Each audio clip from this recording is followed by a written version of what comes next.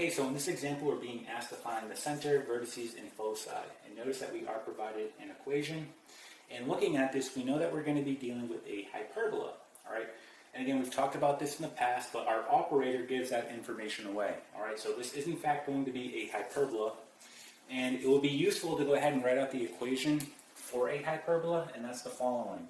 It's x minus h squared all over a squared minus y minus k squared all over b squared equal to 1.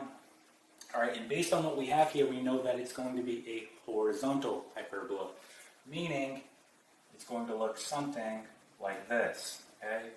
Horizontal hyperbola. All right, so what we want to do is go ahead and rewrite this so it says equal to 1, right? Because again, we are dealing with a hyperbola and we want it to equal 1. So we're simply going to divide all our terms by 16 here. And when we do that, we get the following. We get x squared all over 8 minus y squared all over 2 equal to 1, okay? And to make this a little more visual, I'm actually going to rewrite this one more time the following way as x minus 0 squared all over 8. And then we're going to have y minus 0 squared all over 2 equal to 1. So now we can see our center, right? It's a lot more visual right here, h and k. So this is fairly simple. Our center is going to occur at 0, 0. So we can go ahead and record that. Center is going to be 0, 0. And at the end, we're going to go ahead and put this on a graph so it's a little more visual, and hopefully it makes a little more sense at the end. So our center is 0, 0. We now need to find the vertices. Okay, so vertices. Now, in this case, since we're dealing with a horizontal hyperbola, the vertices are going to be occurring on the transverse axis, which in this case is going to be horizontal, right? You have a transverse axis, which is going to be horizontal, and you also have a conjugate axis, which is going to be vertical, okay? And we'll talk about that after. So our vertices are occurring on the transverse axis, which in this case is horizontal, okay? And to find that, you look at what a squared is. So a squared is 8. So a squared equals 8. So all you want to do is solve for a. So I'm going to take the square root on both sides, and I get plus or minus the square root of 8, which is plus or minus 2 square root of 2. Okay? So look at your center at 0, 0. Okay? Our vertices are going to have the same y value as our center. Okay? So for here, our vertices are going to be plus 2 square root of 2, comma 0. And we're also going to have minus 2 square root of 2, comma 0. That's where our vertices are occurring. Okay? Now, we also are going to have co-vertices. So let's go ahead and record that. So co-vertices. Okay?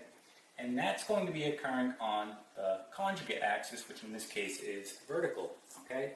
Now, to find the co-vertices, instead of looking at a squared, you're just going to look at what b squared is. All right? So we're going to go through the same process here. So in this case, b squared is going to be 2. Okay, so let's solve for b. b is equal to plus or minus the square root of 2. Okay, so since it's a vertical axis, right, we're talking about the conjugate axis, it's going to be vertical, it's going to have the same x value as the center. Okay, so when we put this on, it's going to be 0, and then we'll have comma the square root of 2. And then we'll have 0, comma, minus the square root of 2. Okay, so there are our co-vertices. And our last step, let's find the foci. And in order to find the foci, you need the following equation.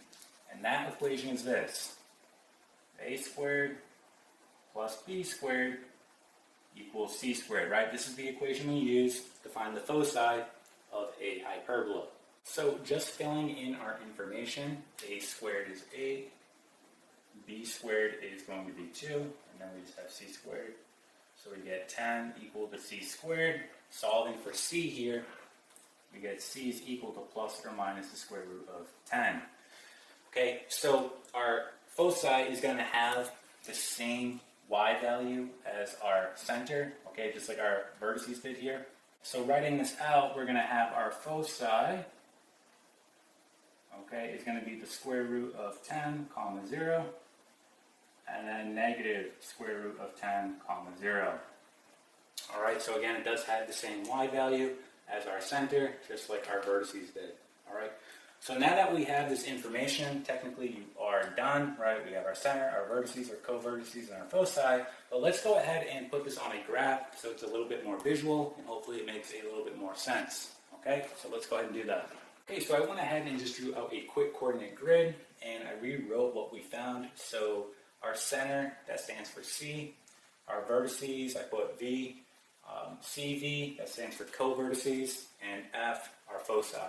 So let's go ahead and just put this on the coordinate grid. So our center is 0, 0, so that's going to occur right here. All right. Now our vertices, that's going to be at 2 square root of 2, comma 0. So that will be right about here, we'll say. And negative 2 square root of 2, comma 0. So right about here. And what we can do is we can go ahead and just label it. So 2 square root of 2, comma 0. And this will be negative 2 square root of 2, comma 0. Okay, so those are our vertices.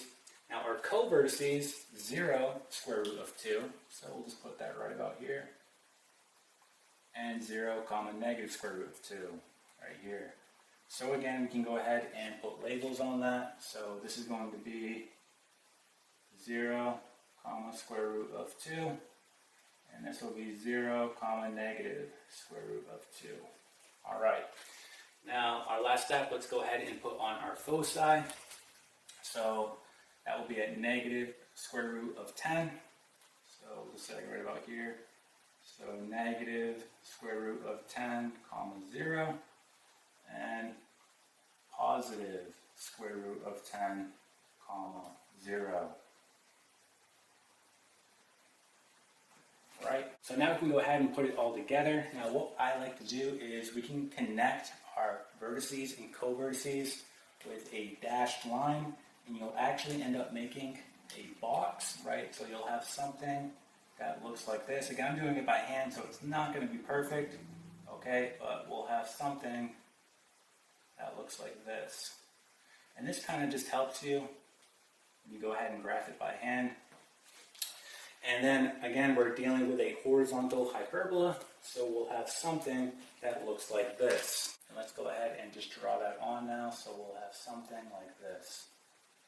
Okay, so just trying to instill those labels. Same thing on this side. Okay, again, we are doing it by hand, so it won't be perfect. All right, well, hopefully that helps give you a better representation of what's going on here. All right, and that is it.